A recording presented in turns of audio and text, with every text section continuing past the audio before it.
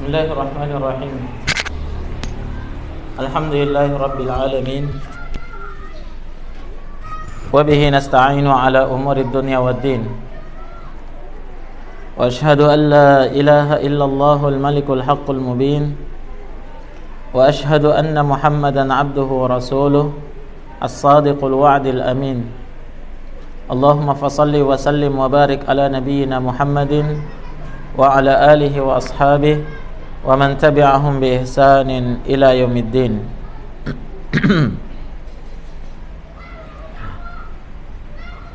Alhamdulillah, ikhwah dan akhwat sekalian, yang dirahmati oleh Allah Subhanahu wa taala, sebelum kita lanjutkan pembahasan kita di sini, mungkin kita mau menjawab dulu beberapa pertanyaan yang masuk via online, sehingga nanti mungkin supaya pertanyaan tidak menumpuk ya, bisa kita jawab semua insyaallah.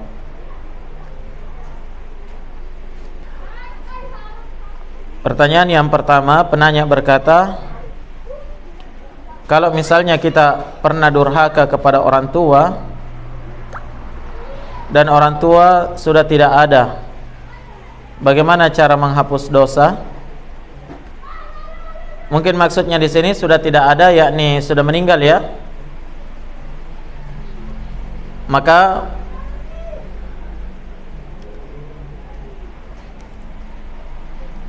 dosa antara manusia dengan manusia yang lainnya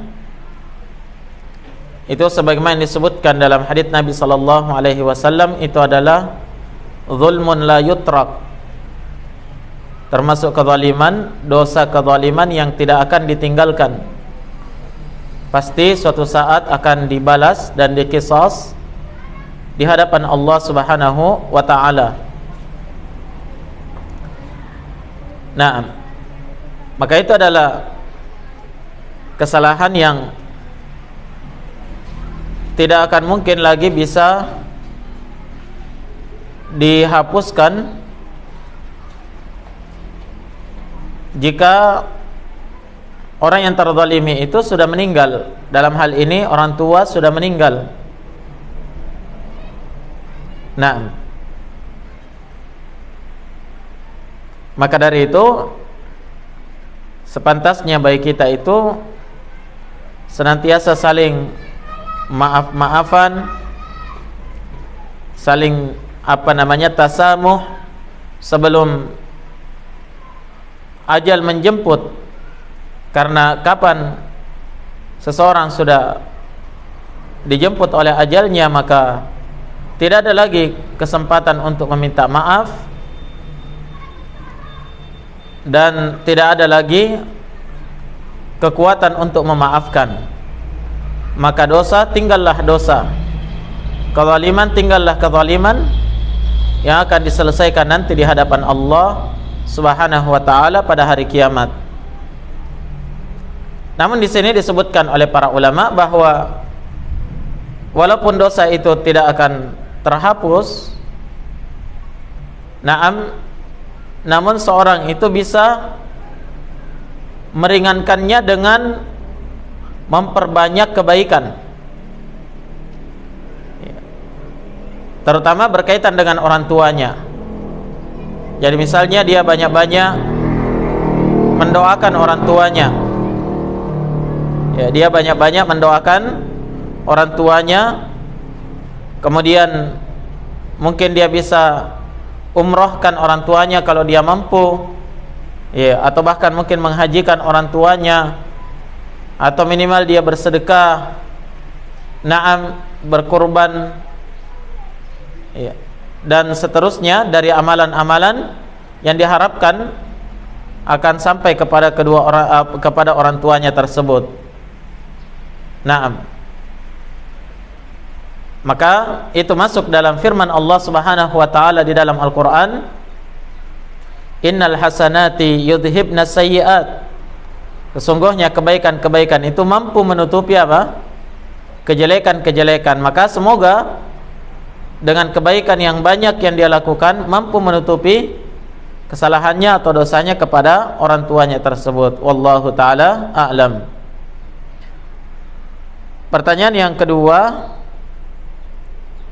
dari Ummu Aisyah di Mamuju. Pertanyaan, apakah berbakti kepada mertua juga termasuk berbuat baik kepada orang tua karena orang tua sendiri telah tiada? Apakah seorang menantu juga memiliki kewajiban berbakti kepada mertua sama halnya kewajibannya berbakti kepada kedua orang tuanya?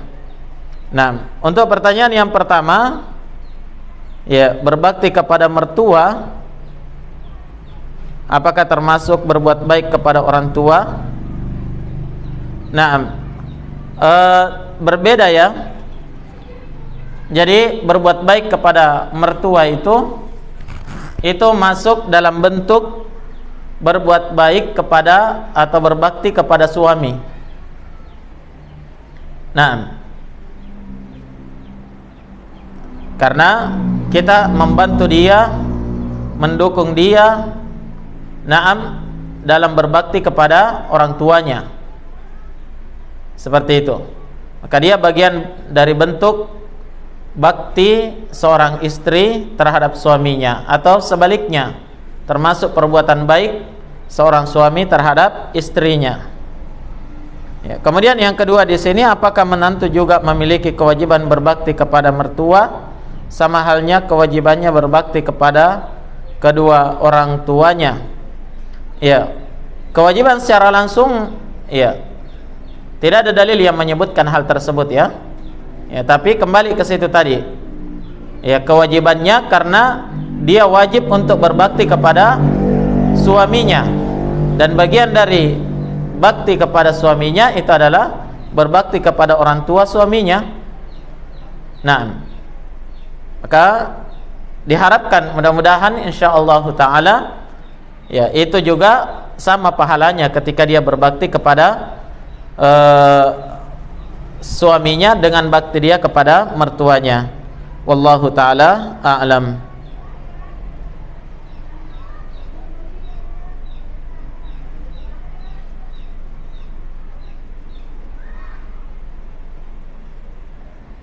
Baik.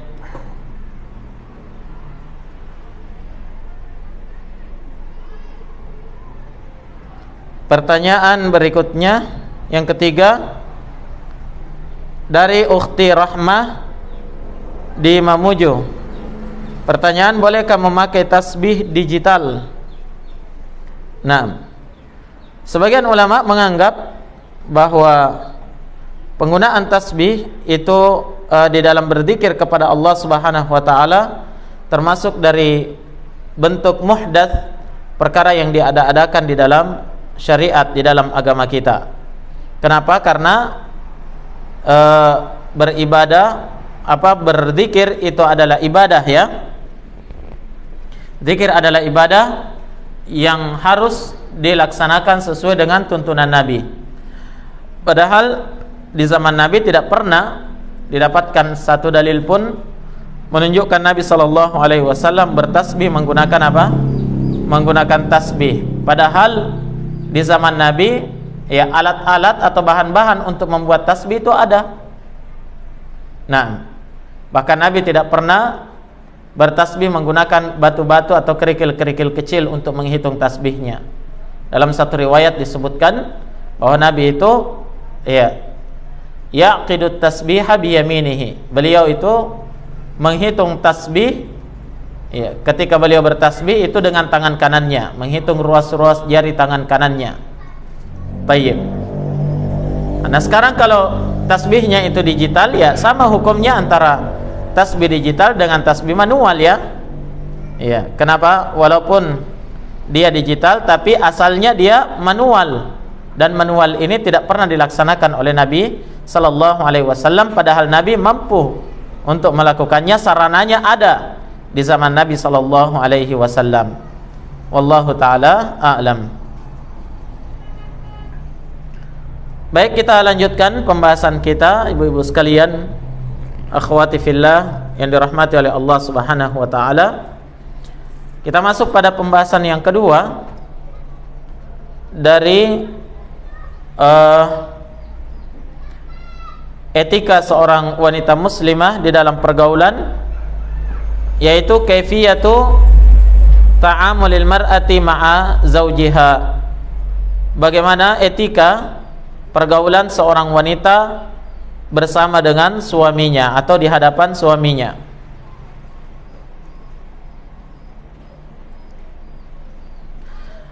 Baik. Pergaulan seorang wanita terhadap suami ini termasuk perkara yang sangat penting untuk difahami. Bahkan lebih penting dari pembahasan yang pertama tadi, ya, memperbaiki pergaulan dengan kedua orang tua. Kenapa? Karena ketika seorang wanita itu telah menikah atau telah dinikahi oleh seorang lelaki, maka kewajiban berbaktinya itu dan berbuat baiknya itu yang terutama pada suaminya. Jelas ya? Bahkan para ulama kita berpendapat bahwasanya hak seorang suami itu jauh lebih besar daripada hak orang tua terhadap diri seorang wanita. Nah, hak seorang suami itu jauh lebih besar daripada hak orang tua terhadap anaknya, seperti itu. Ini disebutkan oleh Syekhul Islam Ibn Taimiyah rahimahullahu ta'ala dalam salah satu pembahasannya dalam Majmu'ul Fatawa. Ya, maka di sini seorang wanita muslimah penting sekali untuk memahami betul, ya, apa yang harus dia lakukan sehingga dikatakan sebagai seorang istri yang memiliki pergaulan yang baik terhadap suaminya. Nah, ada beberapa perkara yang telah sempat kami kumpulkan di sini berkaitan dengan etika pergaulan seorang istri terhadap suaminya. Yang pertama, jemaah sekalian, adalah ya tentunya at-ta'ah atau ta'atuhu fi ghairi maksiyah.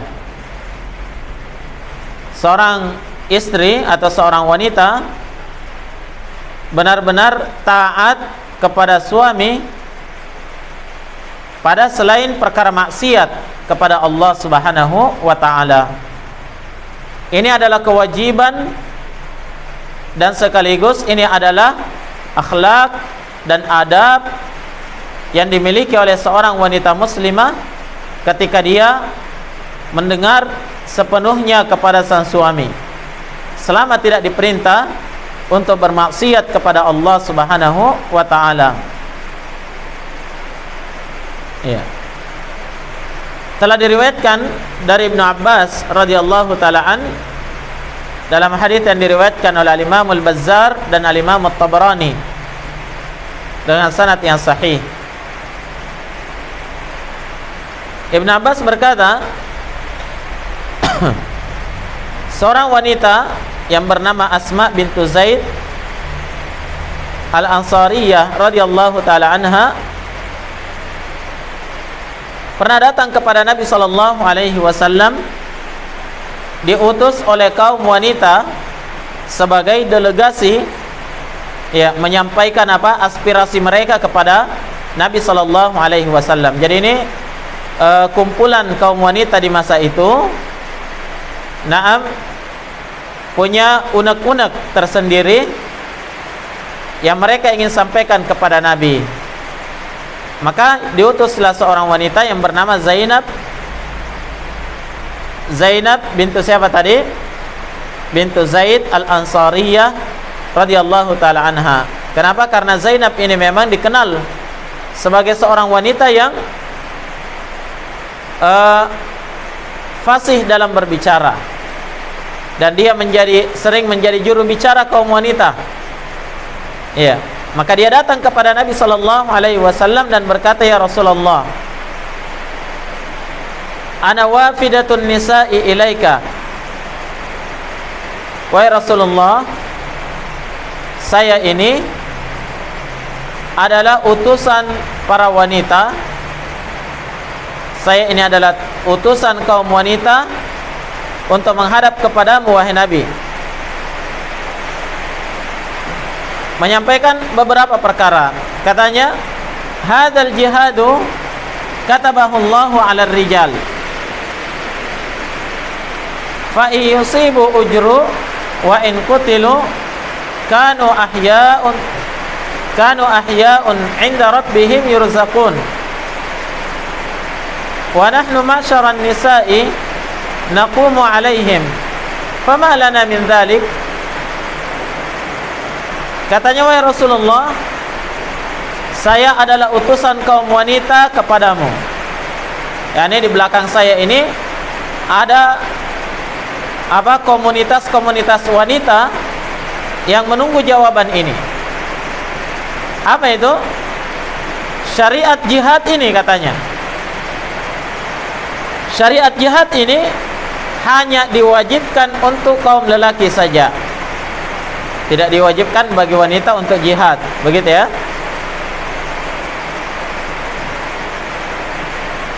Maka kalau orang-orang yang berjihad ini dimenangkan oleh Allah di dalam peperangan, maka mereka mendapatkan pahala besar. Tapi sebaliknya, kalau mereka terbunuh di jalan Allah, maka mereka itu hidup di sisi Tuhannya, terus mendapatkan rezeki dari Allah Subhanahu wa ta'ala. Wa nahnu ma'syaran nisa naqumu 'alaihim. Dan kami ini kaum wanita hanya membantu mereka saja. Ya. Kami tidak diwajibkan untuk jihad, sehingga kami tidak bisa mendapatkan pahala jihad kalau menang. Tidak bisa juga menjadi orang yang mati syahid, yang dijanjikan untuknya surga oleh Allah kalau dia meninggal. Ya, maka kaum wanita di sini merasa tidak adil ya. Merasa tidak adil dengan syariat jihad ini. Ya, kami hanya membantu mereka saja. Pada sebagian riwayat datang dengan lafaz Asma berkata, kami ini hanya menjadi pelampiasan syahwat kaum lelaki saja dan mengandung atau menghamilkan anak-anak mereka. Maka katanya, famalana min dzalik, apa bagian kami?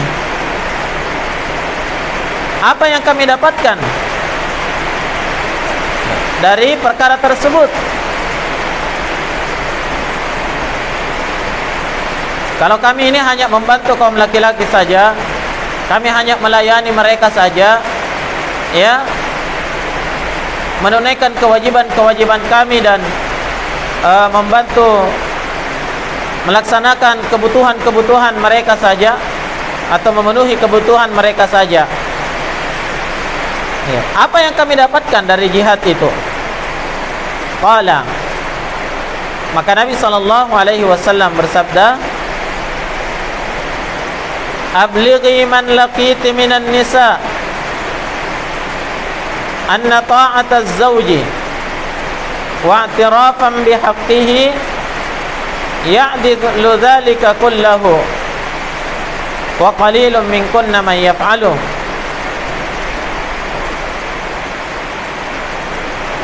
Kata Nabi, ablighi man laqiti minan nisa, sampaikan kepada semua perempuan yang kamu temui. Ya. Ini sampaikan kepada anggota-anggotamu itu, bahwasanya bentuk ketaatan seorang wanita kepada suaminya, ya, dan menunaikan hak-haknya, menunaikan hak suami, ya'dilu dzalika kulli, ini mampu membandingi semua pahala orang jihad. kullih, semuanya. Jadi walaupun perempuan tidak berangkat jihad, mereka tetap mendapatkan pahala jihad. Dengan cara apa? Itu tadi, taat kepada suami, menunaikan hajat, kebutuhan suaminya. Tapi di akhir hadis Nabi SAW menekankan, wa qalilun minkunna may yaf'aluh, dan sangat sedikit dari kalangan kalian wahai para wanita yang mampu melaksanakan itu. Sedikit di antara kalian yang mampu untuk taat dengan ketaatan penuh kepada suami kalian. Sedikit. Ya, Nabi tidak katakan tidak ada, tapi Nabi mengatakan sedikit. Artinya apa? Ada juga dari kalangan wanita yang mampu mewujudkan ketaatan penuh kepada sang suami, tapi sedikit. Ya, sedikit di antara mereka yang melakukan hal tersebut, kata Nabi sallallahu alaihi wasallam. Perhatikan dalam hadis ini jemaah sekalian, ya. Bagaimana semangat kaum wanita di masa dahulu ingin beramal dan bertanding dengan kaum laki-laki di dalam amalan. Beda dengan sekarang, ya. Banyak dari wanita di zaman ini ingin bertanding dengan kaum laki-laki dari sisi pekerjaan. Kalau laki-laki itu bisa misalnya menjadi tukang batu, ya perempuan juga mau jadi tukang batu.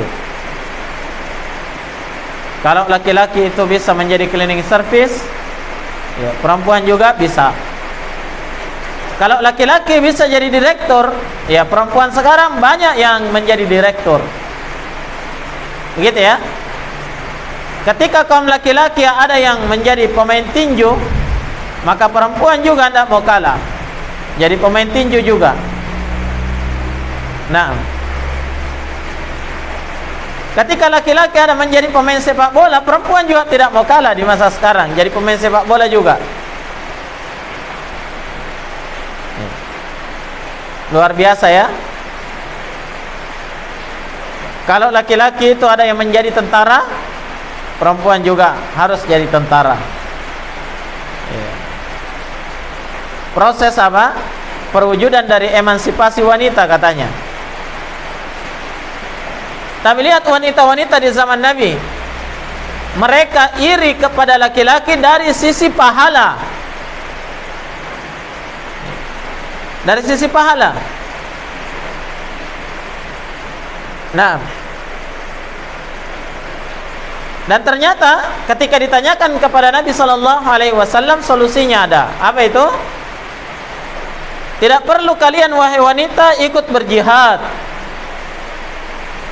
kecuali mungkin dalam keadaan terpaksa, ya, yang dibutuhkan. Seperti misalnya, ya, negeri kaum muslimin itu diserang oleh orang kafir, mau tidak mau wanita juga bisa angkat senjata, gitu, ya. Seperti yang dialami oleh saudari-saudari kita, wanita-wanita yang ada di Gaza sana. Semoga Allah Subhanahu wa taala merahmati mereka dan memberikan keteguhan dan kekokohan, dan Allah segera mengangkat bala pada mereka. Ya. Tapi kalau bukan dalam kondisi darurat, asalnya wanita itu tidak ada kewajiban ikut berjihad. Karena jihad pada asalnya itu hanya diwajibkan untuk kaum laki-laki. Ya. Tapi wanita tetap bisa mendapatkan pahala jihad. Apa itu? Sekedar dia taat kepada suami, jangan membangkang.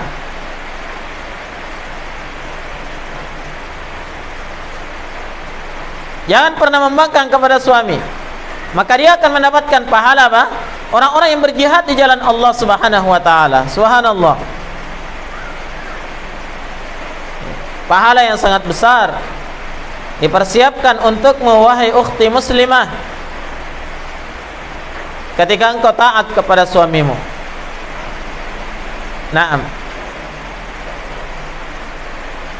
Kecuali dalam perkara maksiat. Dan jangan pernah mengatakan, suami saya itu tidak sayang sama saya, untuk apa saya taat? Suami saya itu, naam, misalnya suaminya tidak menafkahi dia, tidak melaksanakan kewajibannya, untuk apa saya taat? Ingat ya, seorang wanita kewajibannya taat kepada suami, akhlaknya yang baik, etikanya yang tinggi.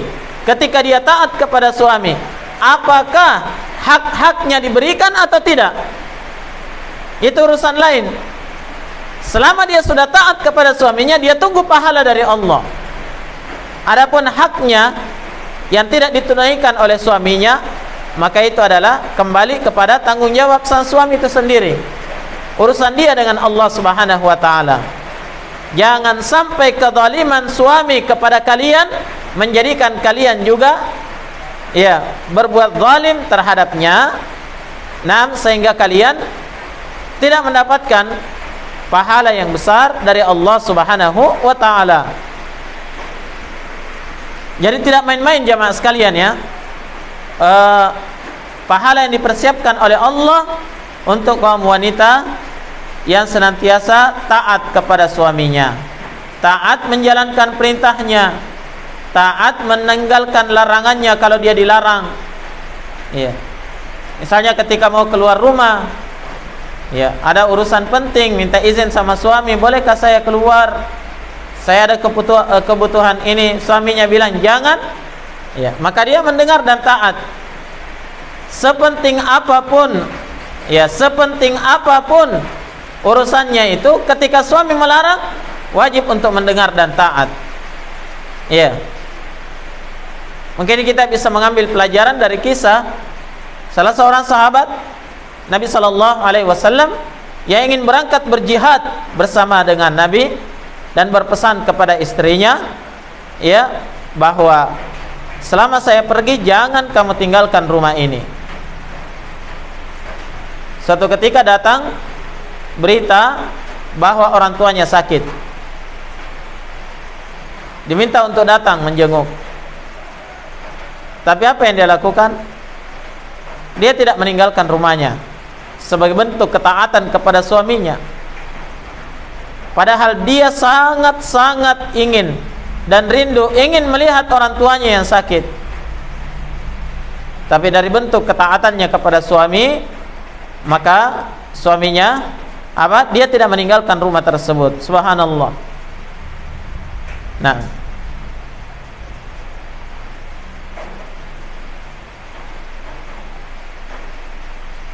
Maka ibu-ibu sekalian yang dirahmati oleh Allah Subhanahu wa taala, ketaatan kepada sang suami itu adalah mahkota bagi seorang wanita dan kebaikan bagi dirinya. Makanya Allah Subhanahu wa taala mempersiapkan untuknya apa? Pahala yang sangat besar, sama dengan pahalanya orang jihad fi sabilillah. Dan perhatikan apa yang disebutkan oleh Nabi sallallahu alaihi wasallam dalam hadis riwayat Al-Imam Al-Bazzar, Al-Imam Al-Hakim dengan sanad yang sahih dari Aisyah radhiyallahu taala anha. Beliau berkata, "Ya Rasulullah, ayyun nasi a'zamu haqqan 'alal mar'ah?" Kata Aisyah, saya bertanya kepada Nabi, "Wahai Rasulullah, siapa manusia yang paling besar haknya pada diri seorang wanita?" Ingat ya, disebutkan di sini a'zam, yang paling, yang terbesar haknya terhadap diri seorang wanita. Artinya tidak ada lagi yang mengalahkan ini, karena ini datang dalam bentuk ismut tafdil ya. Siapa wahai Nabi? Qala, Nabi sallallahu alaihi wasallam menjawab, zaujuha, suaminya. Iya. Perhatikan ya, hadis ini dijadikan dalil oleh para ulama kapan berbenturan antara kebutuhan suami dengan kebutuhan orang tua. Yang didahulukan oleh wanita adalah apa? kebutuhan suaminya. Tapi kalau dia adalah suami yang baik, perhatikan ya, kalau dia adalah suami yang baik, dia tidak akan mau membuat istrinya itu tidak menunaikan kewajibannya kepada orang tuanya. Dia berikan keluasan kepada istrinya untuk berbakti kepada orang tuanya. Tapi seandainya dia dapatkan seorang suami yang tidak membiarkan dia untuk bisa berbakti kepada orang tuanya, dalam artian berbakti secara langsung, berhadapan, maka sang istri yang harus dia dahulukan adalah siapa? Adalah suaminya.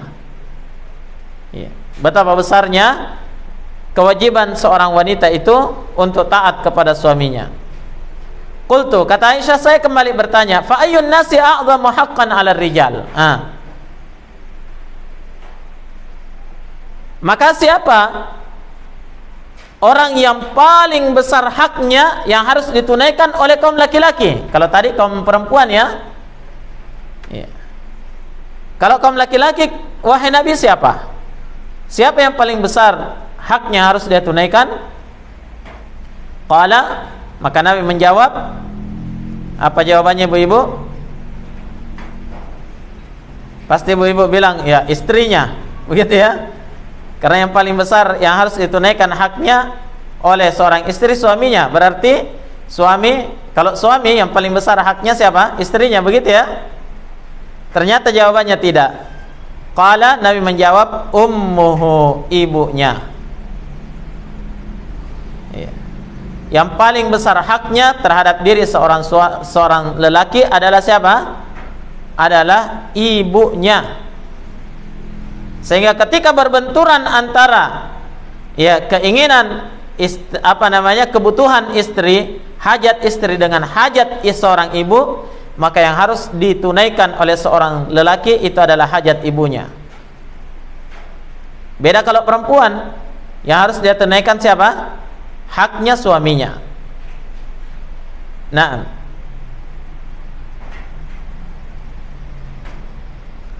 maka akhwati fillah yang dirahmati oleh Allah Subhanahu wa taala, dalil-dalil ini tegas menjelaskannya. Betapa besarnya hak seorang suami terhadap istrinya. Sehingga istri yang baik, istri yang beradab, istri yang berakhlak itu senantiasa taat kepada suami. Apakah itu adalah perkara yang dia setujui atau tidak disetujui, dia taat. Apakah itu perkara yang dia senangi atau dia tidak senangi, selama itu adalah perintah suami atau larangan suami, maka dia taat. Hanya satu saja dia tidak boleh taat. Kapan? Jika suami itu memerintahkan untuk bermaksiat kepada Allah. Si suami memerintahkan untuk bermaksiat kepada Allah Subhanahu wa taala, di situ baru tidak boleh taat. Tapi selama bukan maksiat, tetap wajib mendengar dan taat. Maka dari itu ibu-ibu sekalian, perlu ditanamkan di dalam hati bahwa ketika dia sudah dipersunting, dinikahi oleh seorang lelaki, maka perhatian penuhnya adalah suaminya. Yang paling dia cari keridhaannya adalah suaminya. Yang paling dia taati itu adalah suaminya. Berapa banyak wanita-wanita di masa kita yang terkadang menjadi wanita pembangkang terhadap suaminya. Alasannya apa? Ya, kita ini wanita milenial, kita ini wanita-wanita karir. Dia tidak menganggap suaminya itu adalah atasannya, tapi dia hanya menganggap suaminya itu seperti partner yang setara dengannya. Atau bahkan banyak wanita yang menganggap suaminya itu adalah pelayan-pelayan yang derajatnya di bawah daripada dia, sehingga yang harus didengarkan dan ditaati perintahnya dan larangannya adalah istri. Menjadilah suaminya adalah suami-suami takut istri. Nah, maka yang seperti ini harus diperbaiki oleh seorang wanita. Ya, bukan adab yang baik seorang wanita muslimah yang tidak memperlakukan suaminya itu seperti atasannya. Nah, mungkin ada yang mengatakan, suami saya itu kurang ajar. Oh, suami saya itu tidak memenuhi hak-hak saya. Oh, suami saya itu suka menyakiti saya. Naam. Makanya tidak ada lagi keinginan untuk berbakti kepadanya. Ya, kalau sudah seperti ini perasaannya lebih baik ya meminta apa? Meminta khulu, minta perceraian saja, daripada dia tinggal bersamanya namun dia tidak lagi menghargai suaminya dan tidak lagi mau mendengar dan taat kepadanya. Tayyib. Akhwati fid din yang dirahmati oleh Allah Subhanahu wa taala. Demikian besarnya kewajiban wanita untuk taat kepada sang suami, sampai-sampai Nabi sallallahu alaihi wa ala alihi wasallam ya mencontohkan ketika seorang wanita itu sibuk kerja di dapur, kemudian suaminya membutuhkannya, ya tetap wajib untuk taat meninggalkan pekerjaannya di dapur. Ya, padahal siapa yang mau dimasakkan? Suami. Kan begitu ya? Kata Nabi sallallahu alaihi wa ala alihi wasallam dalam hadis Abu Hurairah riwayat Al-Imam Al-Bukhari. Kata Nabi, "Idza da'a ar-rajulu imra'atahu ila firashi fa abat fabata ghadbana 'alaiha la'anatha al-malaikatu hatta tusbih." Apabila seorang lelaki mengajak istrinya ke tempat pembaringannya, diajak ke kasur, ingin menunaikan hajatnya, kemudian istrinya enggan, dia menolak. Alasannya misalnya, lagi masak kita ini, begitu ya. Alasannya misalnya kita lagi mencuci ini, atau alasannya kita lagi apa? Ya, lagi membersihkan rumah. Ya, padahal ini untuk kebutuhannya suami juga, untuk kesenangannya, tapi malah datang lagi mengganggu, minta jatah. Naam. Kata Nabi SAW, kapan dia enggan, kapan dia menolak, apa yang terjadi? La'anat hal malaikatu hatta tusbih. Para malaikat akan melaknat wanita tersebut sampai pagi. Apa artinya laknat? Malaikat mendoakan agar supaya dia dijauhkan dari rahmat dan kasih sayang Allah Subhanahu wa taala. Gara-gara apa? Menolak ajakan suami. Makanya Nabi sallallahu alaihi wasallam pernah melihat seorang wanita, mungkin tidak berhijab ya, kemudian Nabi sallallahu alaihi wasallam segera pulang langsung ke rumah Zainab radhiyallahu taala anha, ummul mukminin. Mendapatkan Zainab sementara masak.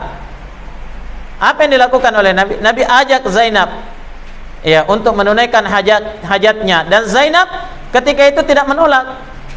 Tidak dia katakan, lagi masak ini, nanti kamu tonjian lapar. Nanti hangus, nanti ini dan itu, tidak.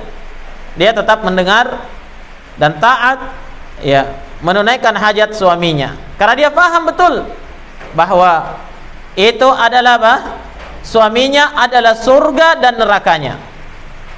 Suaminya adalah surga dan nerakanya. Makanya banyak yang menyebabkan wanita itu dimasukkan ke dalam neraka, kata Nabi, karena dia durhaka kepada suaminya. Nah, mungkin ada yang bertanya, Ustadz, tidak adakah suami yang durhaka sama istri? Kenapa cuma istri yang durhaka sama suami?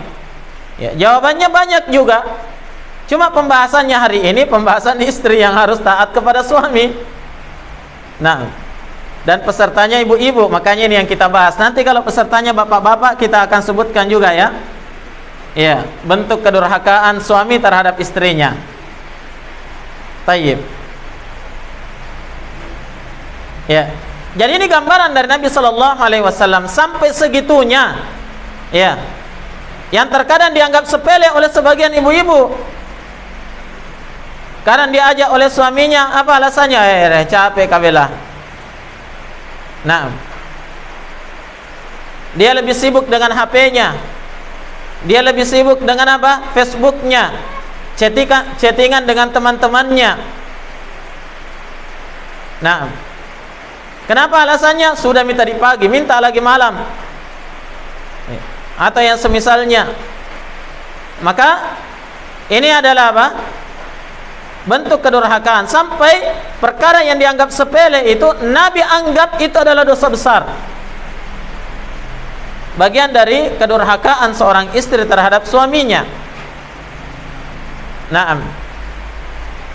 Bahkan Nabi Shallallahu Alaihi Wasallam menegaskan dalam sebuah hadits yang diriwayatkan oleh Imam At-Tirmidzi dengan sanad yang sahih, kata Nabi Shallallahu Alaihi Wasallam, "Lau kuntu amiran ahadan ay yasjuda li ahadin la amartul mar'ata an tasjuda li zawjiha."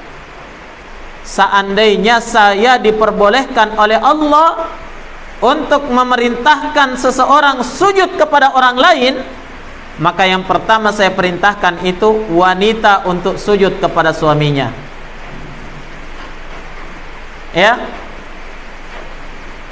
Bukan yang diperintahkan pertama kali oleh Nabi, anak sujud kepada ibunya atau ayahnya.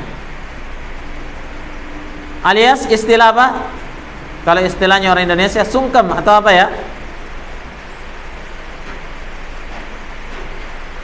Bukan itu yang diperintahkan yang pertama.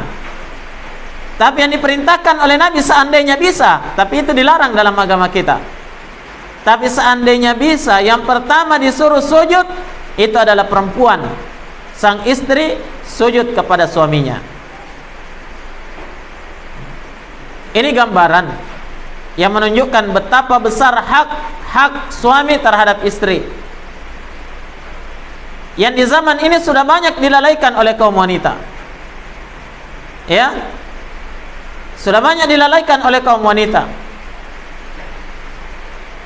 Maka perlu dipahami bahwa seorang wanita itu punya hak dan punya kewajiban. Maka selama dia sudah penuhi kewajibannya,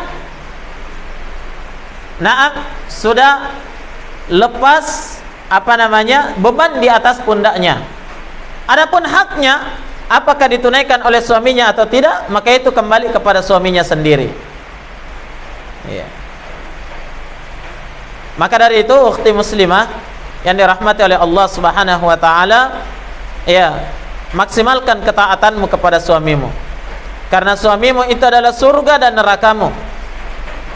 Kalau sang suami itu ridha, maka ya, pintu surga terbuka untukmu. Tapi kapan suami itu tidak ridha, maka laknat Allah Subhanahu wa taala menunggumu. Baik. Kemudian jemaah sekalian, yang kedua di sini dari etika pergaulan seorang wanita terhadap suaminya adalah ya, senantiasa memuliakan dan mencari kesenangan dan keridhaan suaminya. Ya, senantiasa mencari kesenangan dan keridhaan suaminya.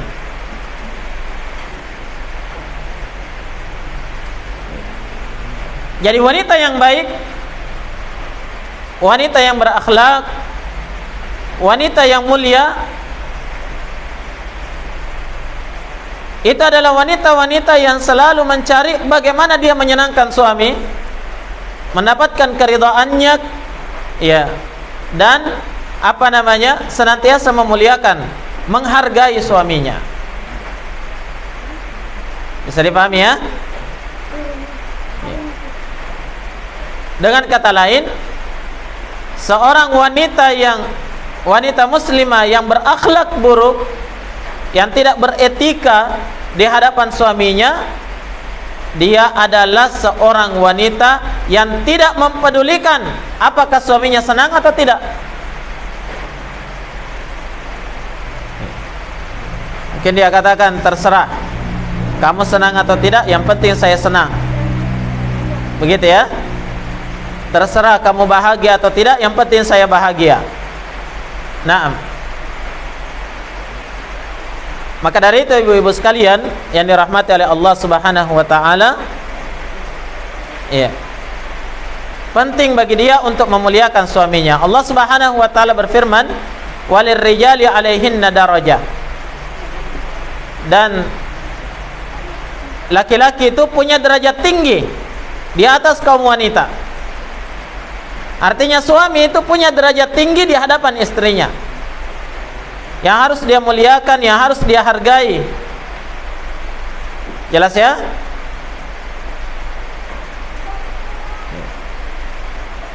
Maka Nabi SAW memberikan ancaman yang keras terhadap wanita-wanita yang tidak menghargai suaminya dan tidak berupaya mencari keridhaan suaminya.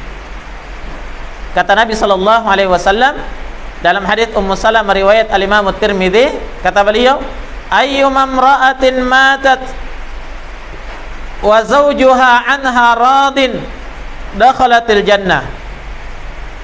Wanita mana saja yang meninggal dalam keadaan, ya, afwan, ini bukan ancaman ya, ini adalah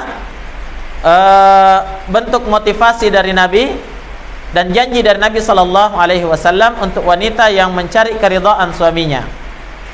Kata Nabi, wanita mana saja yang meninggal dan suaminya ridha terhadap dirinya. Seorang wanita, dia meninggalkan dunia ini dalam keadaan suaminya itu sayang sama dia, ridha sama dia, senang kepada dia. Apa balasannya? Dakhalatil jannah, pasti masuk surga, kata Nabi. Allahu Akbar. Begitu mudahnya wanita itu masuk surga ya. Sekadar mencari keridhaan suami, kemudian dia meninggal, maka dia dijamin untuknya surga oleh Allah Subhanahu, oleh Nabi sallallahu alaihi wa ala alihi wasallam. Maka mana wanita-wanita yang menginginkan surga itu? Mana wanita-wanita yang mengaku dirinya merindukan surga? Mana dia? Ketika kalian itu jujur merindukan nikmat surga, maka surga itu ada di tangan suamimu. Dia ridha atau tidak? Naam. Dia ridha atau tidak? Maka upayakan selalu mencari kesenangan sang suami. Apa yang dia senangi itu yang dilakukan. Yang tidak disenangi jangan dilakukan. Yang dibenci sama suami jangan dilakukan. Begitu ya. Banyak wanita tidak memperhatikan itu. Ya, pokoknya dalam hal kecil saja misalnya ya, dia berdandan, dandanannya di rumah. Ya, atau memilih minyak wangi misalnya atau skincare. Terserah suaminya suka atau tidak suka, yang penting dia suka. Naam. Dia tidak pernah mau memperhatikan. Tapi wanita yang baik itu selalu dia bertanya kepada suaminya, ya, kita suka ini, saya beli ini, suka ini kah? Saya beli baju ini, bagaimana kira-kira, bagus atau tidak? Kita suka atau tidak? Walaupun dia melihat, ini baju cantiknya, bagusnya, mantap, tapi tiba-tiba suaminya bilang, jelek, tidak aku suka itu. Apa yang dilakukan oleh perempuan? Tidak usah dibeli. Demi apa itu? Demi mencari keridhaan suami. Nah, sang suami misalnya senang kalau pulang ke rumah dari kerja, dari kantor, tiba-tiba dia disambut oleh istrinya dengan senyuman indah. Ya, senyuman indah di bibirnya, Masya Allah. Kemudian langsung ditanya misalnya, ya, mau minum teh, kopi, atau masuk kamar? Kalau suaminya senang yang itu, dia lakukan. Walaupun terkadang mungkin dia capek, dia letih kerja di rumah seharian, ya, stres juga urus anak-anaknya, tapi demi mencari keridhaan suami, dia lakukan semuanya. Nah, itulah upaya seorang wanita untuk mengejar kenikmatan surga. Jelas ya? Itulah upaya yang dilakukan seorang wanita untuk mengejar kenikmatan-kenikmatan surga. Tayyib. Iya. Bawa parfum misalnya, mau beli parfum. Yang pertama ditanya siapa? Iya. Harusnya jangan pertama dia yang cium pertama. Oh, wah enaknya ini bau parfumnya, saya suka ini. Tapi yang pertama dia tes, ya tes ke tangan suaminya. Ini senang atau tidak? Enak bau parfumnya ini atau tidak? Nah. Iya. Tapi ada juga sebagian perempuan ditanya suaminya, ini bagus bau parfum ini atau tidak? Suaminya bilang, tidak bagus. Dia bilang, kalau saya bagus kurasa, biar Tommy saya yang beli. Bukan juga uangmu kupakai. Allahu Akbar. Nah, mana wanita-wanita yang merindukan surga itu? Mana mereka yang menginginkan kenikmatan surga dengan cara apa? Mencari keridhaan suaminya. Tayyib. Oleh karena itu upayakan untuk mendapatkan apa? Keridhaan suami demi ya keridhaan Allah Subhanahu wa taala. Perhatikan ya ukhti muslimah, akhwat muslimah yang dirahmati oleh Allah Subhanahu wa taala. Satu riwayat yang diriwayatkan oleh Imam An-Nasa'i dalam Sunan Al-Kubra, disahihkan oleh Syekh Al-Albani rahimahullah, dari Ibnu Abbas radhiyallahu taala an. Nabi sallallahu alaihi wasallam bersabda, "Wa nisa'ukum min ahlil jannah al-wadud al-walud al-'uudu ala zawjiha allati idza ghadiba ja'at hatta tad'a yadaha fi yadi zawjiha wa taqulu la adzuqu ghamdan hatta tarda." Kata Nabi, ciri-ciri istri kalian yang akan menghuni surga nanti. Ya. Masya Allah. Berarti ini apa? Ciri wanita-wanita penduduk surga. Ya. Bagaimana cirinya perempuan penduduk surga itu? Kata Nabi Sallallahu Alaihi Wasallam, yang pertama, al-wadud al-walud, wanita yang penyayang, lembut, penuh dengan kasih, dan wanita yang subur. Itu sifat wanita penduduk surga. Kenapa? Karena tidak ada laki-laki yang tidak suka wanita yang apa? Wanita yang penyayang, pengasih, na'am, ya, penuh dengan cinta, baik terhadap sang suami maupun terhadap anak-anaknya dan keluarganya. Makanya gapai keridhaan suami dengan cara apa? Cinta dan kasih sayang, kelembutan di hadapannya. Ingat ibu sekalian, suami-suami kalian itu tidak membutuhkan ya kekerasanmu atau mungkin pembangkanganmu, ya, atau mungkin apa saja yang dia tidak senangi. Dia tidak butuh itu. Laki-laki itu keras pada asalnya. Ya. Jangan lagi ada yang mengatakan saya lebih keras, Ustaz. Ya, karena pada asalnya lelaki itu keras, lelaki itu kuat. Ar-rijalu qawwamuna 'alan nisa. Laki-laki itu na'am sebagai penegak-penegak, pelindung-pelindung terhadap kaum wanita. Makanya laki-laki yang diberikan tugas untuk melindungi kaum wanita, karena dia yang lebih kuat, lebih keras. Iya. Makanya ibu-ibu sekalian perhatikan, na'am, kalau marah misalnya, kalau kalian mampu memecahkan satu piring, suami Anda mampu memecahkan seluruh isi rumah. Betul atau tidak? Iya. Dia lebih kuat untuk melakukan. Iya. Kalau kamu marah, ya Anda marah, naam, mampu untuk membanting pintu, maka suami mampu membanting Anda. Begitu ya? Iya. Jadi apa yang dibutuhkan oleh suami? Bukan kekerasan, karena asalnya memang dia sudah keras. Bukan suatu kekuatan, karena asalnya memang dia sudah kuat. Tapi yang perlu diperlihatkan di hadapan suami, ya, untuk meluluhkan hatinya, mencari keridhaannya, mencari kasih sayangnya, itu adalah apa?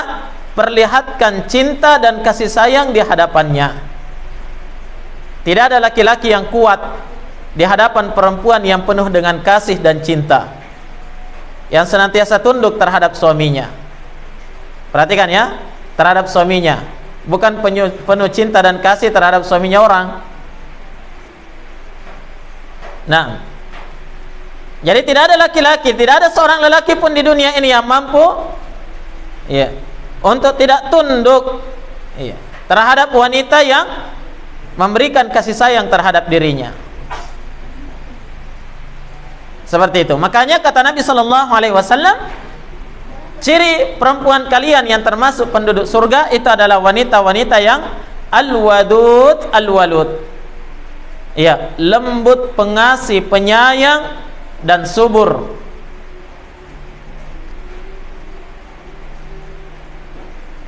Bagaimana bentuk kelembutannya? Bagaimana bentuk kelembutan wanita tersebut? Nabi sallallahu alaihi wasallam jelaskan, al-u'udu ala zawjiha, dia adalah wanita yang senantiasa mengalah di hadapan suaminya, selalu kembali mencari keridhaannya, mencari kesenangan suami. Allati idza ghadiba, yang mana ketika dia mendapatkan sang suami lagi marah, ja'at, dia langsung datang, hatta tada'a yadaha fi yadi zawjiha, sampai kemudian dia meletakkan tangannya di atas tangan sang suami. Dia berusaha membujuk, dia berusaha mencari keridhaannya, dia berusaha meredakan emosi suaminya. Naam, walaupun mungkin terkadang dia tidak tahu sebabnya kenapa lagi ini marah-marah bapaknya ini. Ya, datang-datang ke rumah tiba-tiba membanting pintu, tiba-tiba dia marah, tiba-tiba dia diam, tiba-tiba mukanya memperlihatkan wajah sinis. Ya, seperti kucing garong ya. Walaupun dia tidak tahu, tapi dia tahu ini suaminya lagi marah. Apa yang dia lakukan? Dia datang kepada suaminya, dia pegang tangannya, dia letakkan tangannya di atas tangan suaminya. Wa taqul, kemudian wanita ini berkata, la adzuqu ghamdan hatta tarda, saya tidak akan pergi tidur, saya tidak akan pergi baring sampai kamu ridha kepada saya, sampai kamu senang kepada saya. Ya, coba lihat ya. Makanya ibu-ibu, ketika mendapatkan suami lagi koro-koroang misalnya, ya, marah-marah tidak jelas, ya, atau mungkin jelas ada penyebabnya, maka penyebab kemarahannya itu harus diperbaiki. Akui kesalahan di hadapannya. Naam, cari keridhaannya, minta maafnya, seperti itu. Karena kalau suami marah bahaya. Iya, bukan hanya bahayanya karena apa? Dia memiliki kekuatan, tidak. Tapi bahayanya itu adalah bisa mendatangkan kemurkaan Allah. Bahkan bisa menyebabkan dia dilaknat oleh malaikat. Makanya seorang wanita patut untuk takut kalau suaminya itu marah. Begitu ya? Ya. Tapi kenyataannya sekarang, ya mungkin zaman sudah berubah ya. Justru kebanyakan ibu-ibu yang marah sama suaminya. Ya. Padahal yang disebutkan oleh Nabi, kalau sang suami marah, ya istrinya datang membujuk. Ditanya, apa masalahnya? Kenapa? Saya tidak akan pergi tidur sampai kamu ridha, sampai kamu maafkan saya. Apa salah saya? Jangan sampai mungkin tadi waktu dihidangkan makanan, makan malam, naam sayurnya lagi keasinan, tiba-tiba dia marah, mungkin naik tensinya. Cari apa penyebabnya, cari solusinya, bicara. Ya, jangan diam. Jangan berprinsip kalau kamu marah saya juga bisa marah. Apa urusanku? Naam. Ya, kalau kamu ngambek saya juga bisa ngambek, tidak kukasih kebagianmu. Naam. Bukan seperti itu. Tapi seorang wanita harus bicara. Cari apa solusinya, apa penyebabnya, apa solusinya, apa jalan tengahnya, apa yang bisa dilakukan sehingga sang suami itu menjadi apa? Menjadi ridha. Naam. Dan jangan mengatakan yang penting saya lakukan apa yang saya mau lakukan karena ini kebenaran. Iya. Saya akan bicara sesuai dengan apa yang saya mau sebutkan selama itu benar. Terserah kamu senang atau tidak. Ingat ya, ada kewajiban mencari keridhaan dan kesenangan suami. Memang betul. Qulil haqqa walau kana murran. Ucapkan kebenaran walaupun itu pahit. Ya, tapi kalau di hadapan suami ada kewajiban yang lain. Ya, ada kewajiban yang lain. Apa itu? Mencari keridhaannya. Naam. Mencari agar supaya sang suami itu menjadi senang. Baik. Ukhti fillah yang dirahmati oleh Allah Subhanahu wa taala. Dengarkan hadis yang lainnya yang disebutkan oleh Nabi sallallahu alaihi wasallam dari hadis Abu Umamah Al-Bahili riwayat Al-Imam At-Tirmidzi. Kata Nabi sallallahu alaihi wasallam, "Thalathatun la yujawizu salatuhum adhanahum." Ada 3 golongan manusia yang salat mereka itu tidak melewati telinganya. Artinya pahala salatnya tidak diangkat sampai ke atas. Dalam artian apa? Salatnya itu pahalanya sia-sia. Walaupun dia sudah menunaikan kewajiban, tapi tidak ada pahalanya. Salat 3 jenis manusia ini. Siapa mereka? Yang pertama kata Nabi, al-abdul abiqu hatta yarji'. Seorang budak yang kabur dari tuannya sampai dia kembali. Yang kedua, wa imra'atun batat wa zawjuha 'alaiha sakhit. Dan seorang wanita yang tidur di malam hari dalam keadaan suaminya marah kepada dia. Ini perempuan-perempuan yang tidak ada pahala salatnya. Ya, dia tidur dalam keadaan dia membiarkan suaminya itu tidak ridha kepada dia. Begitu ya? Wanita-wanita yang tidur, yang dipeluk bukan suaminya tapi bantal guling. Untuk suaminya apa? Punggungnya. Suami belok kiri, dia juga balik kanan. Punggung ketemu punggung. Sampai kapan? Sampai subuh. Maka wanita ini salatnya tidak dikabulkan oleh Allah, tidak mendapatkan pahala oleh Allah Subhanahu wa taala. Yang ketiga kata Nabi sallallahu alaihi wasallam, wa imamu qaumin wa hum lahu karihun. Dan orang yang menjadi imam terhadap suatu kaum dalam keadaan makmumnya itu benci sama imamnya. Ini juga imam yang tidak dapat pahala dari pahala salatnya. Nah, akhwat sekalian yang dirahmati oleh Allah Subhanahu wa taala, perhatikan yang kedua ya. Di antara wanita yang tidak pahala salatnya tidak melewati telinganya, dia adalah apa? Wanita-wanita yang tidur di waktu malam dalam keadaan suaminya murka, suaminya benci, suaminya marah, suaminya tidak senang kepada dirinya. Naam.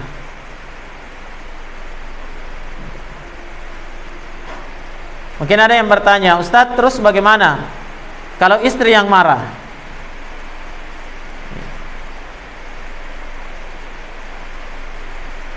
Suami yang bikin jengkel istrinya, terus istri marah, ya, apakah suaminya juga tidak diterima pahalanya? Oh ya, itu bukan pembahasan kita sekarang ya. Nanti itu pembahasan di depan bapak-bapak. Tapi yang yang terpenting di sini adalah, ya, akhwat sekalian bisa paham bagaimana besarnya akibat wanita-wanita yang tidak mempedulikan, ya, suaminya itu ridha kepada dirinya atau tidak. Baik, kita berpindah pada yang ketiga dari kaifiyah atau adab yang baik seorang wanita terhadap suaminya adalah alla takhruja min baitihi illa bi idni. Seorang wanita itu, wanita yang baik itu, ya, wanita yang beradab itu adalah wanita-wanita yang tidak akan pernah mau keluar dari rumahnya tanpa seizin suami. Masya Allah. Ini juga bagian dari etika yang baik yang harus diketahui oleh seorang wanita yang telah dinikahi oleh seorang pria, atau mungkin wanita yang belum menikah. Ya, harus paham ini, bahwa ternyata setelah menikah nanti hidup kita itu diatur oleh suami. Keridhaan yang kita cari itu adalah keridaannya suami. Ketika keluar rumah tidak bisa lagi seenaknya mau keluar keluyuran ke sana kemari, mau pergi mall, mau pergi shopping sama teman-teman, tidak bisa lagi. Semuanya berada di bawah aturan sang suami. Keluar rumah, ingat ya, keluar rumah harus atas izin suami. Ya, sebagian wanita bilang, di tetangga masa harus minta izin juga. Ya, di halaman rumah saja, cuma pergi ke kebun saja, ya, sebagian seperti itu. Maka ini namanya bergampangan. Coba lihat ya, kata di sini disebutkan ya, seorang wanita itu wajib untuk meminta izin kepada suami ketika dia keluar dari rumahnya. Ingat ya, meminta izin, bukan melapor. Sebagian ibu-ibu juga kadang cuma melapor. Apa bedanya minta izin dengan melapor, ibu-ibu? Kalau minta izin, ya, dia dikasih izin, dia keluar. Kalau tidak dikasih izin, dia tinggal di rumah. Kenapa? Karena asal dari tempat seorang wanita itu di rumahnya.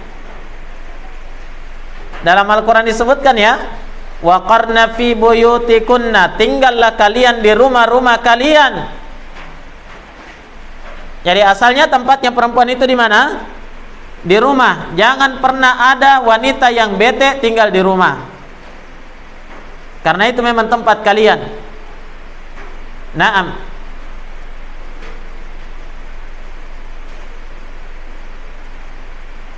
Jadi ketika tempat wanita itu di rumahnya, naam, maka ketika mau keluar itu wajib meminta izin suaminya. Namanya minta izin. Kalau diizinkan dia keluar, kalau tidak diizinkan dia mana? Dia tetap tinggal di rumahnya. Kalau melapor, yang penting sudah dikasih tahu Pak suami. Diizinkan tidak diizinkan tetap kak pergi. Urusanmu itu kalau mau kemarah. Ya.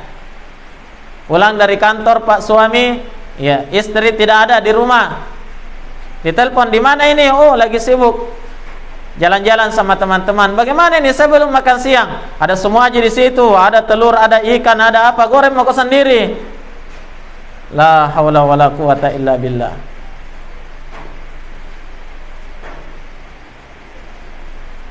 Nah, jadi yang diperintahkan di sini adalah meminta izin, bukan melapor. Makanya dalam riwayat Al-Imam Al-Bukhari, Nabi sallallahu alaihi wa ala alihi wasallam bersabda, idza sta'dzanat imra'atu ahadikum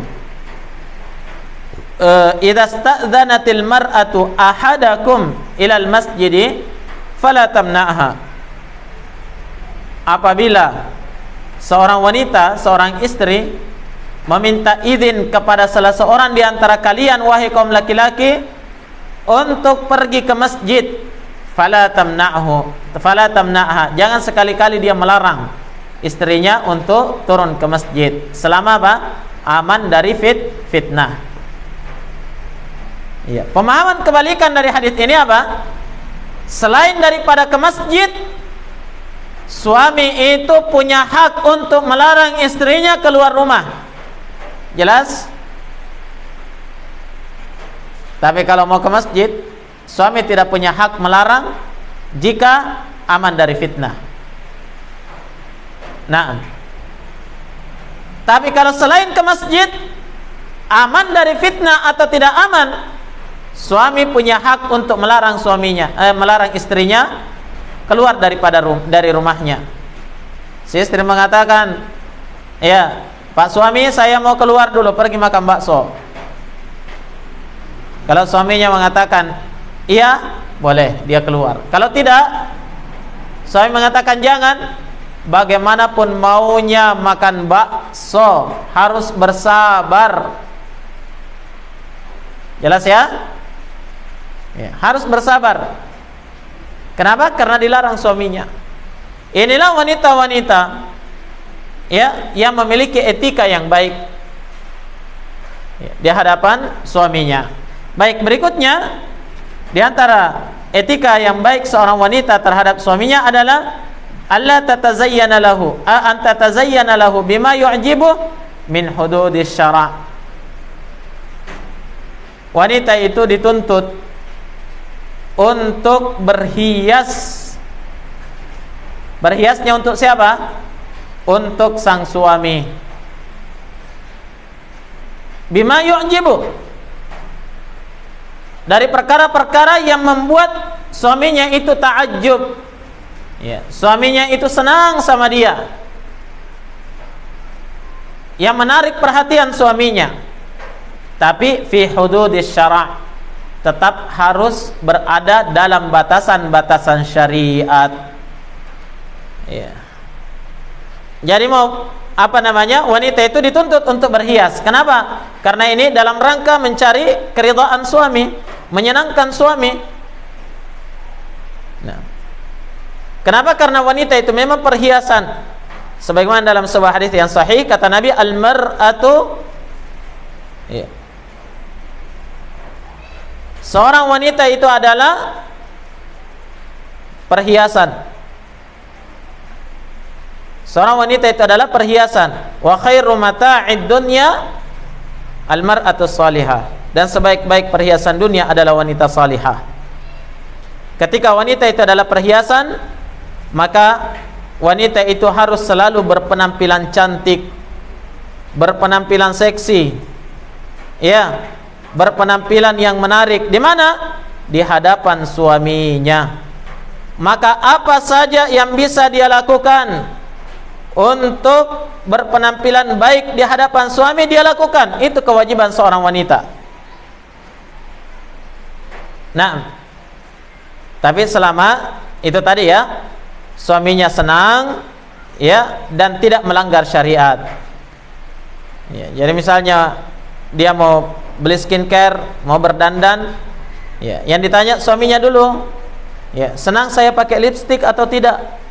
Lipstiknya warna apa? Warna pink ya. Kalau suaminya suka ya dilakukan, kalau tidak jangan. Siapa tahu suaminya suka lipstik warna hitam. Naam. Jadi itu patokannya ya, dia dalam rangka menyenangkan suaminya. Kemudian apa? Fi hududis syara', berdandannya itu pada batasan-batasan syariat, tidak melanggar syariat. Seperti apa? Seperti dia berdandannya meniru wanita-wanita kafirah atau wanita fajirah, wanita-wanita pelacur, pezina, tidak boleh diikuti dandanannya. Begitu ya. Nah, jadi walaupun suaminya misalnya suka, tapi itu melanggar syariat, maka tidak boleh dia berdandan dengan dandanan yang seperti itu. Ingat ya ibu-ibu sekalian, ya, tabiat wanita itu senang berdandan, dan tabiat lelaki itu senang terhadap wanita yang berdandan. Naam. Tidak ada laki-laki yang tidak suka kepada wanita yang berdandan cantik dan indah di hadapannya. Maka dari itu, ya, merupakan etika yang baik seorang wanita dia berdandan di hadapan suaminya. Naam. Jangan pernah dia mau memperlihatkan cacatnya di hadapan suami. Iya. Kalau perlu dia upayakan dia yang pertama bangun tidur daripada suaminya. Untuk apa? Segera membersihkan diri sehingga dia selalu berpenampilan berpenampilan harum, berpenampilan baik di hadapan suaminya. Pas suami bangun, langsung dia melihat istrinya yang cantik, yang sudah bersih, harum. Nah, jangan justru ketika suaminya datang dari kantor misalnya, waduh, dibuka pintu, suami langsung terkejut. Kenapa? Yang menjawab salamnya nenek lampir, rambut acak-acakan, naam, baunya bau kodok mati. Alasannya apa? Tidak sempat dandan, anak merewel. Tidak sempat dandan, banyak sekali pekerjaan di rumah. Ya, makanya ambilkan saya pembantu, belikan ke skincare, cantik itu mahal. Alasannya. Naam. Jadi seorang wanita senantiasa berupaya memperlihatkan yang terbaik di hadapan suaminya. Dia tidak mau kalau suaminya itu mendapatkan sesuatu yang jelek dari dirinya. Baik, selanjutnya ibu-ibu sekalian, ya semakin dekat waktu ini, yang merupakan etika yang baik bagi seorang wanita terhadap suaminya adalah al-qiyam bihawaijihi. Dia selalu menunaikan hajat-hajat suaminya. Apa saja kebutuhan suaminya, ya, dia tunaikan. Ini adalah wanita yang baik, wanita yang beradab, wanita yang memuliakan suaminya. Naam, suaminya ingin makan, diupayakan. Ya, ingin minum, diberi minum. Ya, suaminya butuh ini, dia upayakan sesuai dengan batas kemampuannya, seperti itu ya. Maka ini adalah bentuk bakti seorang wanita terhadap suaminya, dan sekaligus ini merupakan akhlak yang baik dari seorang wanita. Dan ini masuk dalam firman Allah Subhanahu wa taala, wa ta'awanu 'alal birri wat taqwa. Tolong menolonglah kalian dalam kebaikan dan ketakwaan. Ya, ketika dia menolong suaminya, maka itu bagian dari menolong dia di atas ketakwaan kepada Allah Subhanahu wa taala. Baik, kemudian yang terakhir di sini adalah alla tas'alahu talaq fi ghairi ma ba'sin. Seorang wanita itu tidak meminta dirinya ditalak, diceraikan tanpa ada alasan yang syar'i, alasan yang pasti. Seperti itu. Tiba-tiba dia mengatakan kepada suaminya, ceraikan mak deh. Kenapa? Bosan mak sama kamu. Iya. Oh, ceraikan saya. Kenapa? Ya, saya tidak kuat lagi menderita. Dan seterusnya. Maka ini adalah perkara yang diharamkan bagi wanita, dan sekaligus ini adalah apa? Akhlak yang buruk. Ketika seorang wanita itu gampang sekali minta cerai. Marah sedikit, ceraikan mak, kembalikan saya sama orang tuaku. Iya, ada masalah sedikit, tidak terlalu parah, langsung saja ceraikan saya. Nah, kalau dapat laki-laki yang tidak faham juga, apa yang dia lakukan? Langsung dijatuhkan talak. Kan begitu ya? Nah, maka seorang wanita harus menyadari haram bagi dia meminta cerai tanpa ada alasan pasti. Sebagaimana disebutkan dalam hadis Thauban radhiyallahu taala an yang diriwayatkan oleh Imam Abu Daud, kata Nabi sallallahu alaihi wasallam, ayyuma imra'atin sa'alat zawjaha talaq fi ghairi ma ba'sin fa haramun 'alaiha raihatul jannah. Wanita mana saja yang meminta talak dari suaminya, minta diceraikan dari suaminya tanpa ada alasan yang benar, maka haram atasnya mencium bau surga. Baunya saja haram, apalagi surganya, begitu ya? Tayyib, maka hendaklah wanita itu berhati-hati dari perkara tersebut. Sekira demikian ibu-ibu sekalian, mudah-mudahan ada manfaatnya. Lebih dan kurangnya mohon dimaafkan. Subhanakallahumma bihamdik, asyhadu an la ilaha illa anta, astaghfiruka wa atubu ilaik. Walhamdulillahi rabbil alamin.